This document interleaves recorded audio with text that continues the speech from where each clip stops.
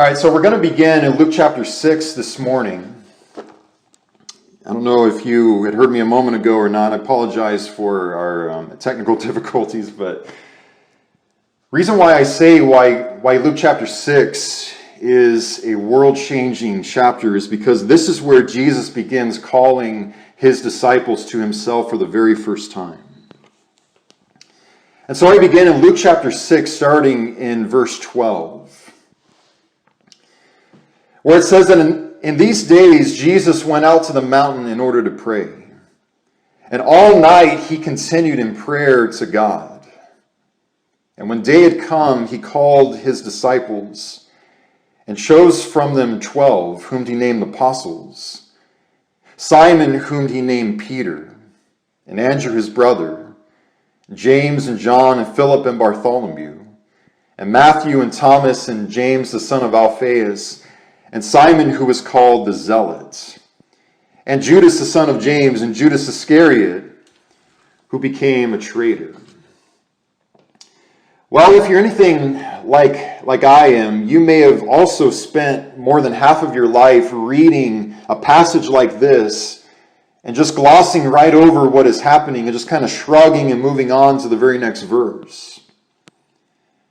And yet, do we realize just how utterly abnormal this is, what Jesus is doing here? And you see, when we look very closely at the details of Jesus calling his original disciples, his first followers, I mean, what a diverse mishmash of people this really is.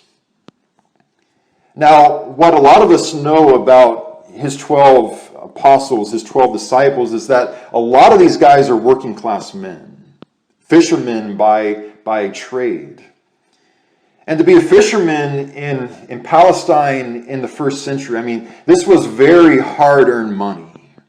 I mean, this was a life of toil, where it was either a feast or a famine occupation, where oftentimes you would find that it was an industry that was routinely unprofitable.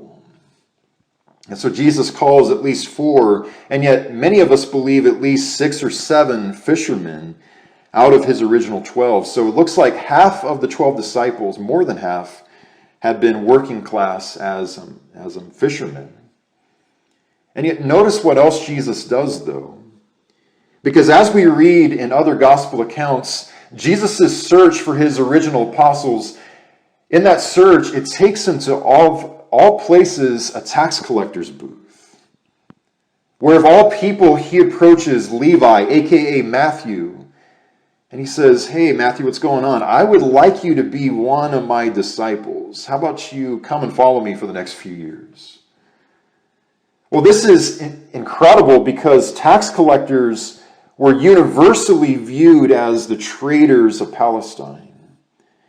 They were looked down upon as these agents of corruption and of betrayal to their own nation because they had this reputation of cheating and defrauding their own people so that they can pack Roman pockets with even more cash than they already had extracted. Tax collectors were absolutely despised. And yet, as we pay very careful attention to the detail of one of the very last names in this list of original disciples, we see yet another Simon making an appearance, but it's not Simon Peter, is it? This is an entirely different person who is also called Simon a Zealot. What in the world does that mean, right? Well, here's what we know about the Zealots. Zealots were among this very fanatical Jewish political organization that was absolutely obsessed with overthrowing the Roman governments. If you were a Zealot, you were more than willing to not just bleed, but to even die for Jewish prominence. And yet what is also very interesting is that there might be more than one Zealot in this group. It's very likely, if you look at the name Judas Iscariot, that name Iscariot means Judas from Kerioth. Kerioth was a city about 20 miles outside of Jerusalem, where of all places it was the very headquarters of of the zealots. And so it's very likely Judas Iscariot may have also been among those zealots. Well, not very long after this, the zealot party very quickly turned into straight-up assassins. They were known as the dagger men, where if they viewed you as a threat to their purpose and to their agenda, they would just walk up and stick you. Walk up to another guy, stick him. Go to the other side of town, go up to another guy and stick him. And it was the zealots and the dagger men who were largely responsible for this huge revolt, which eventually led to the AD 70 invasion and the fall of Jerusalem yet again. But notice that it was this organization that Jesus calls one, if not two, of the original 12 apostles from. I mean, it's where they came from. But here's where this gets very interesting as we read a text like this. As these 12 men come together for the very first time, officially as the 12 disciples and as the apostles, these guys would have absolutely detested each other on sight. Because if you're a working class fisherman and you see a tax collector walking inside the room, that is the guy who has been cheating you, wetting his beak out of money that you don't even have yet because you haven't caught any fish in a long time. And if you are a tax collector, you are looking at a zealot as, what is that guy doing here? Because he is a threat to my livelihood and to my national security. And so you better believe that as these guys come into a room for the very first time, there was strong polarizing opinions about the others. So as we step back and we see very carefully, just notice what Jesus is doing here. That when Jesus chooses his 12 disciples, notice that he does not pick them, he does not pick a bunch of religious Stepford wives from the same religious institution who had everything in common already. But rather, after spending an entire evening in sleepless prayer, Jesus carefully chooses 12 men from 3 drastically different social environments who need to learn one day how to have all things in common with the other. And so what we find with this original group of Christians, I would say, is you've got ultra right over here and you got ultra left over there. And so, imagine how insanely comical it was as Jesus gets all of these guys in the same room together. And Jesus is like, all right, you guys, let's be a family who loves each other more than life itself. Let's bring it in. Family on 3. 1, 2, 3. Family. No, all these guys are looking at Jesus and looking at each other like, what in the world is going on? Is this guy not completely out of his mind doing this? We could very well look at Jesus and say, this is what you spent all night putting together? And yet, as we look at the original 12 apostles, we are reminded, though, and especially as we look around at any church that we have ever been in, what we see is that these people do not belong together. This is not normal, people. This is a motley crew coming together. This is the island of misfit toys. As Jesus brings his original 12 apostles together, as he adds people to any church that has ever existed on the face of this earth, what is he doing? He is combining oil with water. He's merging water with electricity. He's bringing bloods together with crypts. He has a can of gasoline and he is pouring it all over the ground and he starts lighting a match above it. I don't know if you've ever known anybody where everybody in the room is ordering a pizza at work or in the family, and every now and then there is one person who wants to put pineapple on their pizza. It's like, wait, what? You want to put pineapple on your pizza? That doesn't go together. And yet as Jesus puts his original 12 apostles together and his church, Jesus is the Savior who likes to put a little pineapple on his pizza. Again, we look at the apostles and we say these 12 do not belong together. Jesus looks at this motley crew mishmash, and what he says is, this is my dream team. He looks at the Westchester Church and he says, this is my family. This is my dream team, who is to shine and to be salt in this world.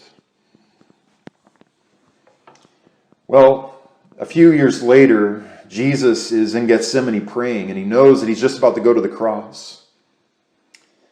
And Jesus knows it in his bones that when I leave and when I return to heaven, these now 11 guys cannot be 11. And they cannot be 3 groups. They've got to be one. And so that is exactly what Jesus prays for from the depths of his soul. Father, I pray that they may be one. Just as you are in me and I am in you, let them be one, O Father. And yet the most beautiful thing is that as we hear his prayer continue, what we hear Jesus saying is, he starts praying for Lori, and for Amanda, and for Jerry, and for Ruth. He says that I do not pray for my apostles alone, but I also pray for all of those who will one day believe in me through the apostles' word. My brothers and sisters, he's praying for the Westchester Church. He's praying for the Exton Church of Christ. He's praying for every community of faith who dares follow Jesus Christ. And we think about all of the times where we prayed our hearts out. And Jesus answered many of those prayers with a resounding yes. And how wonderful that had felt to us. And now we see Jesus in this one instance. Jesus is the one who is praying his heart out. And this time there is a prayer of Jesus's that is to be answered by us. And that prayer is, let them be one, so that the world might believe that you really have sent me. And the question is of any logical-minded person, okay, Jesus, how? I mean, how in the world are you going to get people as diverse as this to be one? Not that long ago, I had discovered that there are 40,000 different denominations in Christianity alone. Jesus prayed for one. We've given him 40,000. No, Jesus says, I want them to be one and only one. And I mean, even as we look at our own congregation here at Westchester, I mean, look at how gloriously diverse we are as a church. Because we've got Southern Bells over here. We've got Arizona. We've got Spanish Harlem in the house. We've got the greatest generation. We've got baby boomers. And of all things, you've got a preacher who is a millennial. God help us. We've got black and we've got whites. We've got Republicans and we have a few Democrats.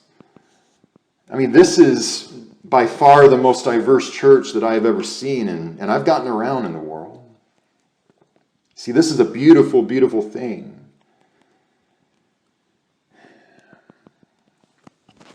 And yet again, anybody who is an outsider, who has never set foot in a worship service, could very well look at us and say, what is going on? These people do not belong together.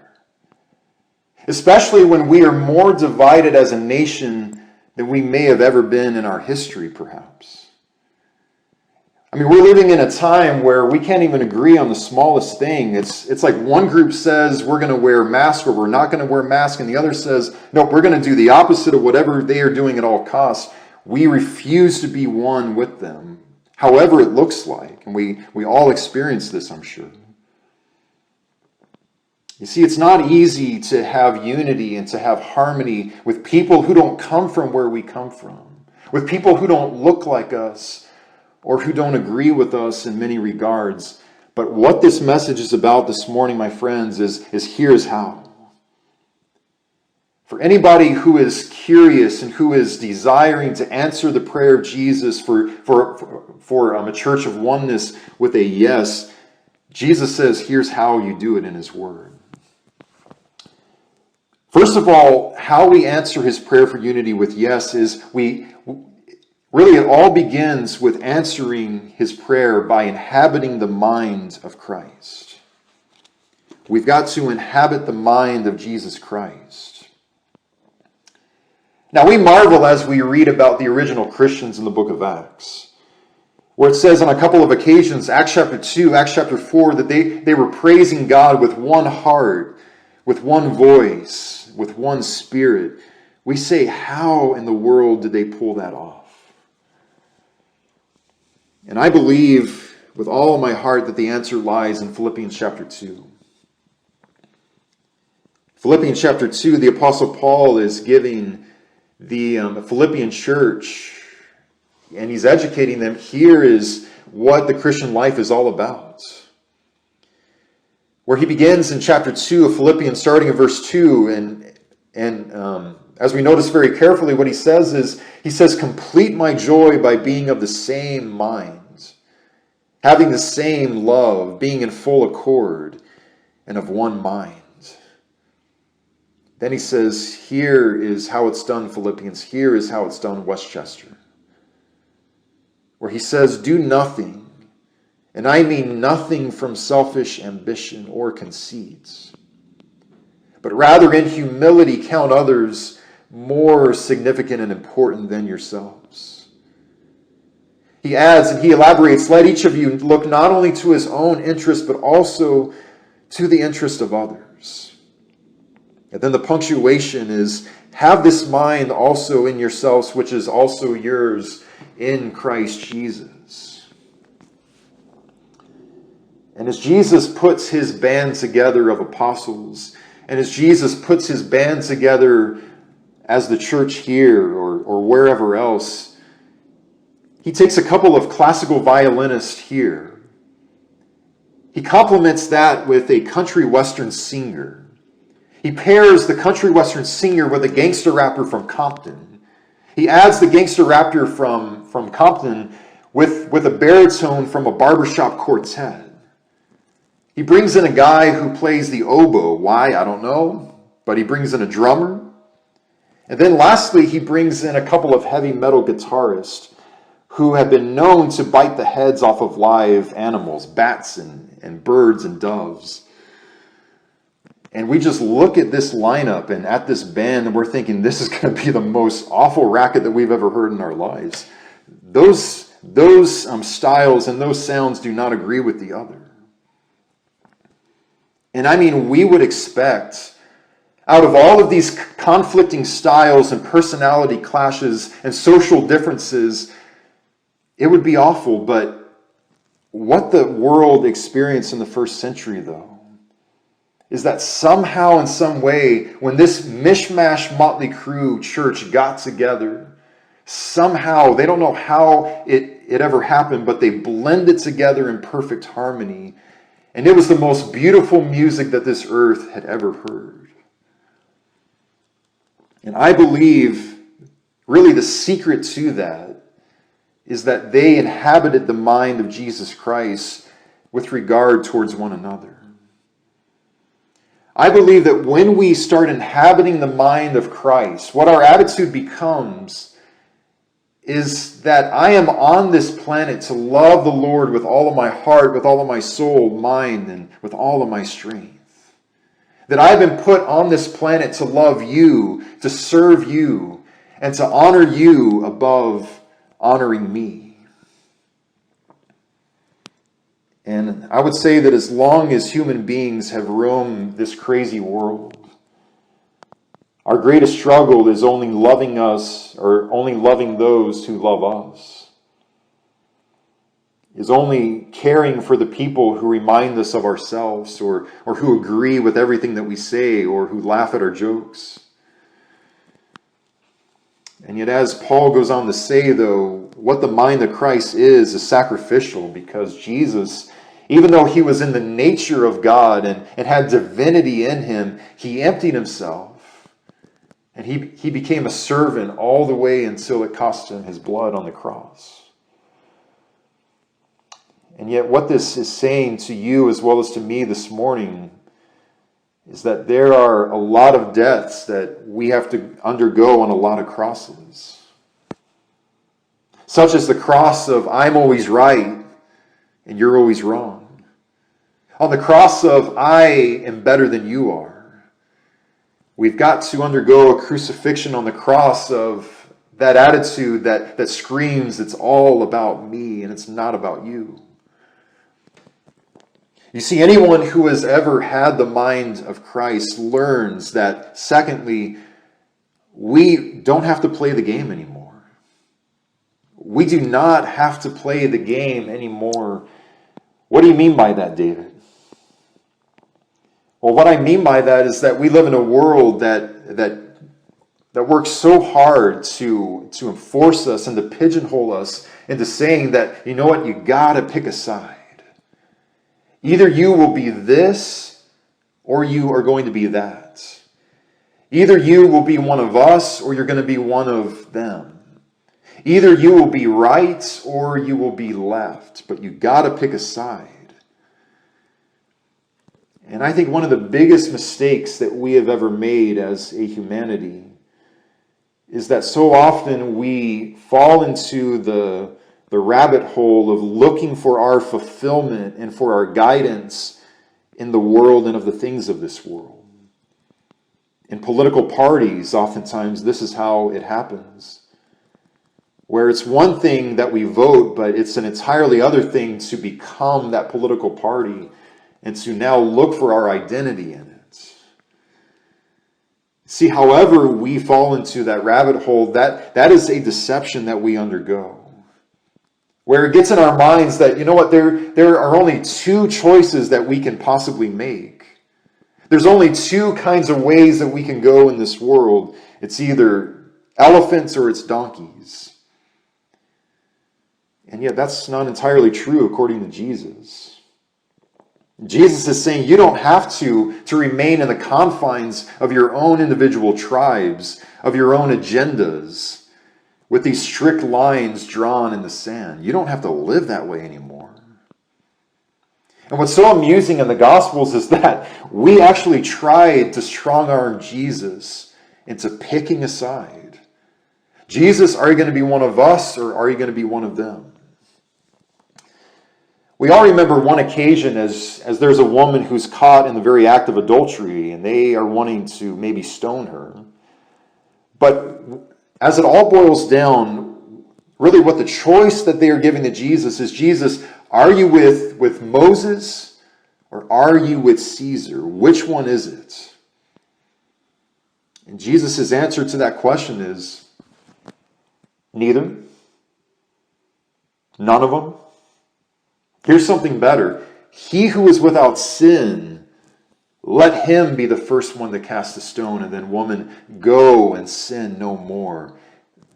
That is what Jesus' answer is. Well, a little bit later on, they try to get him again with a trick question. Jesus, should we pay a tax to Rome and to Caesar? Really, the choice that they are presenting with Jesus is, are you with Israel or are you with Rome? Are you one of us or are you one of them? And Jesus looks at them and smirks, I imagine. He says, neither. I'm with neither.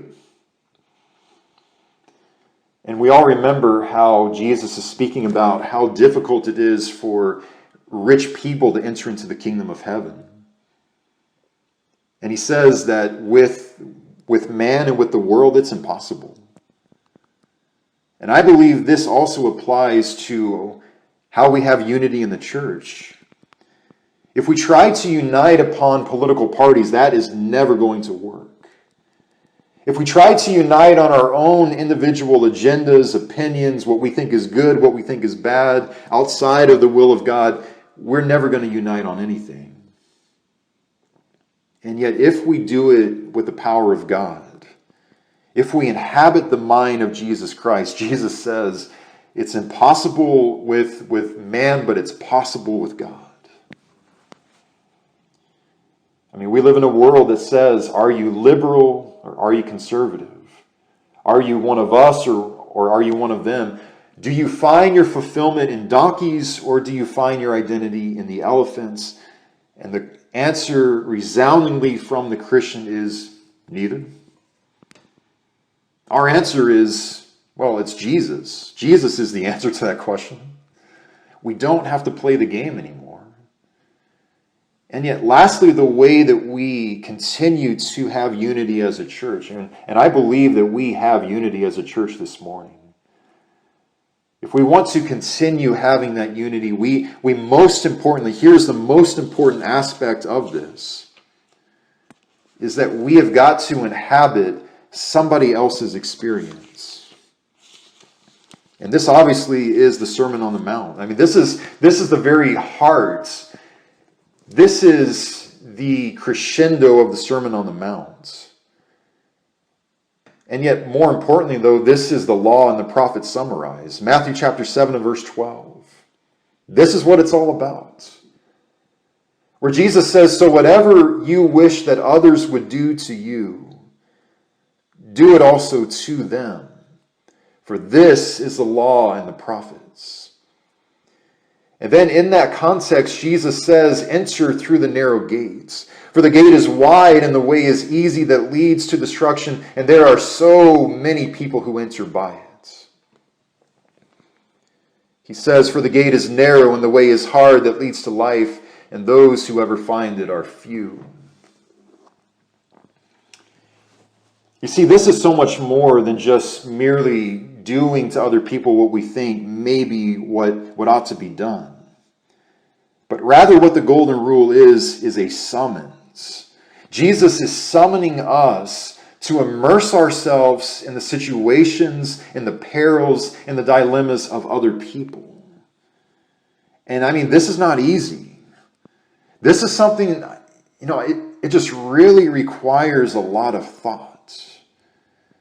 It forces us to step outside of our them world and to cross over the line and to put ourselves in the experience of our thems or our us's rather than in ourselves.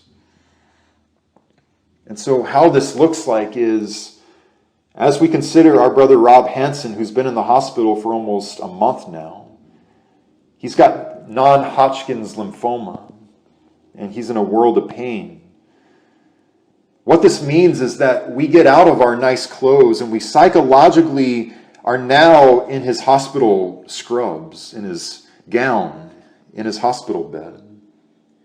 And we imagine how it feels to go through chemotherapy. We're lying in bed and we no longer have most of our hair, and all over our body is just explosions of excruciating pain. Then we ask ourselves, then and only then, how would I like to be treated if that was me? Jesus says, whatever the answer to that question is, do it, O Christian. It means that we psychologically leave the confines of our home and we mentally step into a homeless soup line that reeks of urine and marijuana. And we put ourselves in the situation of a homeless man who can't find work, of a person who has been ostracized his whole entire life, who might have mental illnesses. And we ask ourselves, if that was me, how would I want to be treated in that situation? As we watch the news, rather than going on a rant about illegal migrants, it means that we actually put ourselves in the shoes of a Mexican woman who is crossing the Arizona border illegally. And rather than jumping to a conclusion, we ask ourselves, why is she doing this? Why is she risking her life bringing her children into this country? Sometimes people do cross over to commit crime. That happens all the time. And yet we might be surprised, though sometimes the answer to this question is, oh my goodness, she is fleeing injustices in her country. She wants to give her 3-year-old daughter a better life than she ever dreamed of having, even if it cost her her blood. As a white man, what this means is that I leave my car and I sit down in the bus as a 25-year-old black man who I know, who less than 20 years ago, he was the lead singer of a Christian singing group a cappella. And he's just driving a tour bus going to their next concert so that they can minister to people when a police car pulls them over. And just minutes later, he's got an army of police officers cocking rifles right in his face. You put yourself in that man's shoes and it's like, oh my goodness. That first officer saw a very big, strong, young black man driving a bus, and it's like, wait a minute, why is he driving a bus? Clearly he is harboring drugs inside this bus, and so let's stick rifles in his face. Make it look like we're about to shoot him like a dog in the streets. You see, this is what happens when we inhabit somebody else's experience. And there was a moment in our very last presidential election that I absolutely love. I watch it again and again. I don't know if you remember this, but in 2016, at the very end of one of the presidential debates, there was a man who had surprised Trump as well as Hillary Clinton, as he asked them, would either one of you name one positive thing that you respect about the other? And I mean, it makes me smile to this day, even speaking about it, because their demeanor completely changed. Suddenly they began smiling at one another. Suddenly fists started loosening and rocks started hitting the ground left and right. And Hillary Clinton starts complimenting Donald Trump's family as she says, as a mother and as a grandmother, I respect his children. It comes around to our President Donald Trump, and he was so down to earth in his response. He was even gentle in the way that he spoke as he said that I will say this about Hillary Clinton. In his own words, he says, she does not quit. She is a fighter, and I respect that. And I mean, what a breath of fresh air seeing something like that is. And I understand, listen, I understand that a presidential debate is not meant to be, one never-ending hug fest. I'm not saying that. But the reason why that was such a beautiful moment is because these two vicious opponents, for 1.5 glorious minutes, began humanizing their enemy. And they stepped over the line and they immersed themselves in the other person's life. And to such a greater degree as we live the actual Christian life. You see, the more that we learn to inhabit the mind of Christ, the more we will begin stepping in and inhabiting the experiences of our thems. Because that's what Jesus did after all. Jesus' encounters with other people are really just as diverse as his apostles and his church. I mean, Jesus would sit down and have meals with rich men, and he would stand and speak openly with a Samaritan woman. He would go to the house of a Pharisee and he would reach out and he would touch lepers of all people. And in all of this, what we see and what the example given to us is, as we seek the mind and the heart of Christ, is that rather than sprinting away from other people, demonizing them with dehumanizing language and vitriol, Jesus sprints as fast as he can to these other people. And here's the kicker of the Sermon on the Mount, is that the narrow gate is not merely obeying the gospel. And the narrow gate is not merely winning a debate about the necessity of baptism. That's not what it is at all. But notice how do unto others, that is the narrow gate that Jesus is speaking about. And so what Jesus is saying to us this morning is that most people live in an us against them world. What Jesus is inviting us to is that if you're my follower, you're not going to live that way anymore. And so what he's saying is inhabit the experience of your thems until your thems become an us at heart. And so as we bring all of this to a close this morning, I just want to ask you, and I also want to ask me myself, How diverse is your friendships? How diverse are the people that you associate with, who you go out of your way to learn to get to know at work? You see, if we surround ourselves only with the people who look like us and who already love us, that is a very distorted utopia that we're living in. Jesus has a real utopia in mind, and it's called the kingdom of heaven. It's called the Sermon on the Mount, where all these people of all nationalities and backgrounds and broken yesterdays come together and they form a beautiful spiritual melting pot family, Mötley Crüe mishmash. So what I want to invite you and I to this week is very simple. First of all, we have got to sit with God. I want to challenge us to pray entire prayers for the blessing of whoever we dislike in this world. Once we have sat down with God, we have got to move closer to our thems or to our others. So what this means is that if you are a Democrat, reach out to a Republican. If you are a Republican, reach out to a Democrat. If you are younger, speak to somebody who is much older than you are. If you're much older, go to another person who is much younger than yourself. If you're white, go to a person who's black. If you're black, have a conversation with a Latino, with a person of Chinese ancestry. And as you sit down with them, this is not an opportunity to regurgitate all of the talking points from our favorite news network. But rather, all that we do when we speak to them is just listen and inhabit their experience.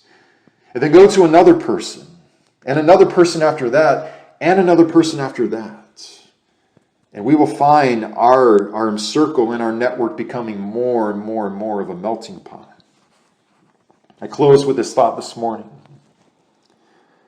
As we go to an ancient Corinth house church assembly, where we step inside a house and we notice seated at the table with us is a Jewish man. Seated next to him is a Gentile woman. Seated next to him is another Gentile man, but he used to date men once upon a time. Seated next to that guy is a Samaritan servant girl. Seated next to her is a guy who used to be the town drunk 2 years ago. Seated next to him is a woman who just 7 weeks ago was a prostitute 3 blocks away. And the preacher who is bringing a message from God's word, his name, Saul of Tarsus, or as he refers to himself as the worst of all of the sinners, the guy who once killed and imprisoned Christians. This is not the Corinthian Church of Christ. This is the Mötley Crüe Church of Christ. This is a resounding, emphatic yes, yes, yes to that prayer of Jesus that I want my church to be one heart and one voice and one spirit. And yet all of those people are long gone and they're dead. And now it falls on us, brothers and sisters. We have a responsibility to continue to answer the prayer of Jesus for one church with an emphatic, resounding yes. And with man and with the things of this world, it's impossible. It's never going to happen. And yet, with the love of God emblazoned in our souls and with His Spirit motivating us and with us inhabiting the other's experience as we inhabit the mind of Christ, this church is going to stay one until Jesus returns.